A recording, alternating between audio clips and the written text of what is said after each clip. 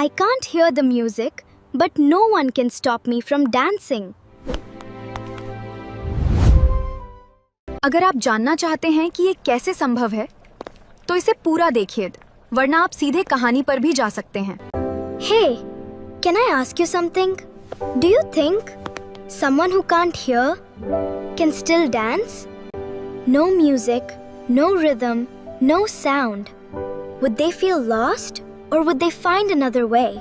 It's a question that's probably popped into your head, right? You see these amazing performances, every single movement is just flawless, full of emotion and rhythm, and you can't help but wonder, how do they do that? Okay, so the first thing people always say is that they feel the music's vibrations through the floor. And, it's a simple, easy explanation. But the reality is way more complex and, honestly, a whole lot cooler. But just think about that for a second. If it's all about vibrations, what happens when a dancer is in the middle of a jump, right? They're literally in the air. Or what if the stage is solid concrete, which barely vibrates? All of a sudden, that simple answer starts to get a little shaky. So what's really going on? Well, the secret isn't one single trick. It's more like a whole sensory toolkit that they build up over years and years of practice.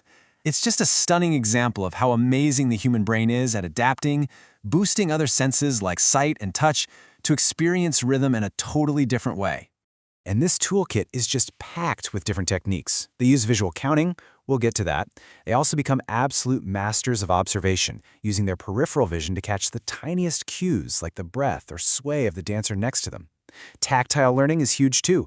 An instructor might literally press the rhythm onto their back with their hand. All of this works together to build something incredible. Let's break a few of these down. First up, visual counting. You know that classic 5, 6, 7, 8 you hear in a dance studio? Well, an instructor for deaf dancers does the exact same thing, but they use signs to count out the movements. That visual count becomes the beat, the entire foundation for the rhythm, all without a single sound. Here's another really interesting tool, using residual hearing. For a lot of people, it's way easier to feel or hear those deep, low-frequency bass tones than it is to pick up on high-pitched sounds. So by cranking up the bass, some dancers can literally lock into that deep pulsing beat, which gives them another solid cue to stay right on time. But what about creating a dance from scratch, with no music at all? This is where things get really, really beautiful. There was this fascinating study that showed how deaf children could learn to create an entire dance just by observing a tree.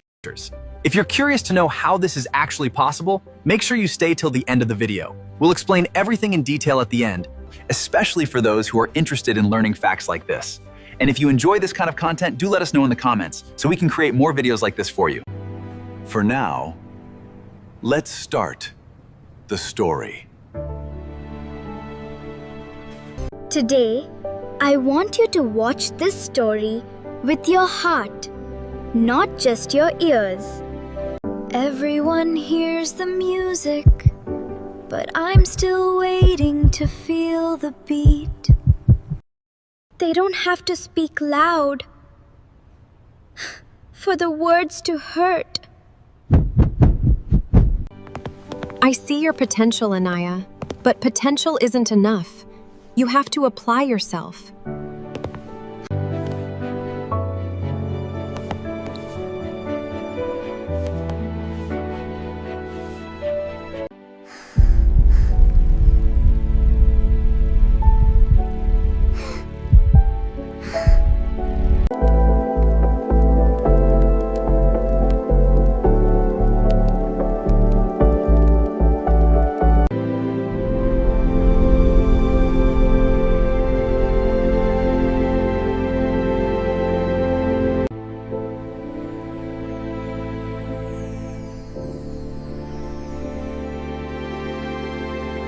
Why is she dancing like that? I don't know, she looks so serious. Wow, look at this! A dance competition! We should totally try out.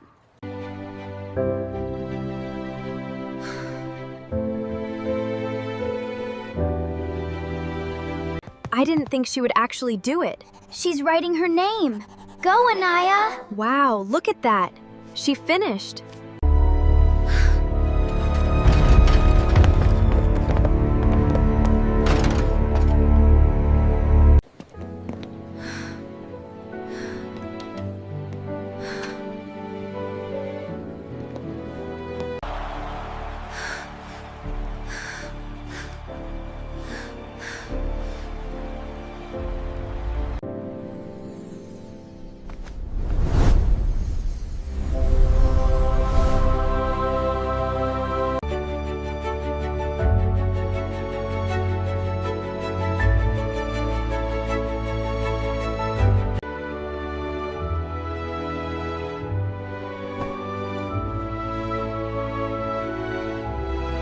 You carried the weight, but look now, the dawn has come.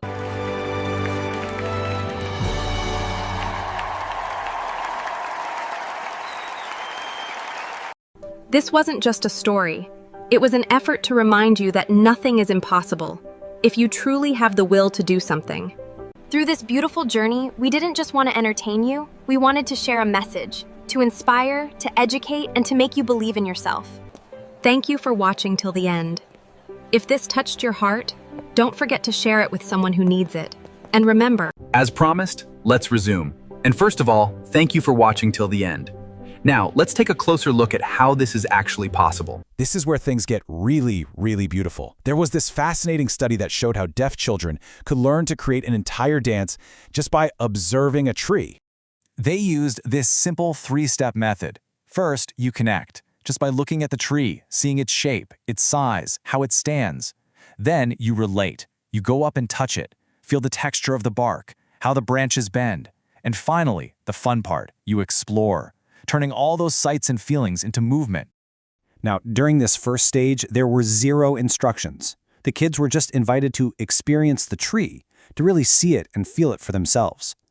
They were basically building this amazing internal library of sensations, not from sound, but from pure sight and touch. And this is where the magic really kicks in. During the explore stage, they started to translate all those feelings into dance. The idea of growth became this slow, powerful rise from the ground. The memory of how the branches felt became arms swaying in the wind. The concept of an old tree became this slow, graceful collapse. And the result? A complete dance performance. It had a beginning, a middle, and an end, all created just from what they saw, what they touched, and what they imagined.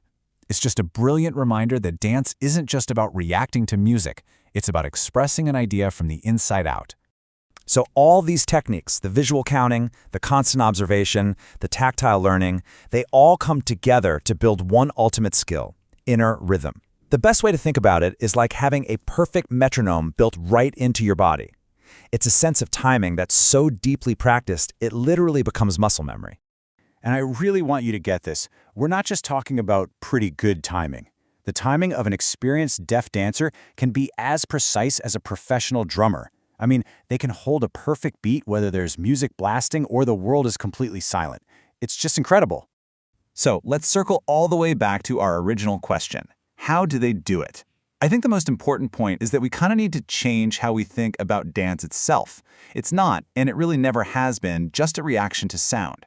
It's something much deeper. It's a form of expression that's born from sight, from touch, from imagination, and from this powerful, unshakable rhythm that doesn't come from your ears, but from deep within the dancer themselves.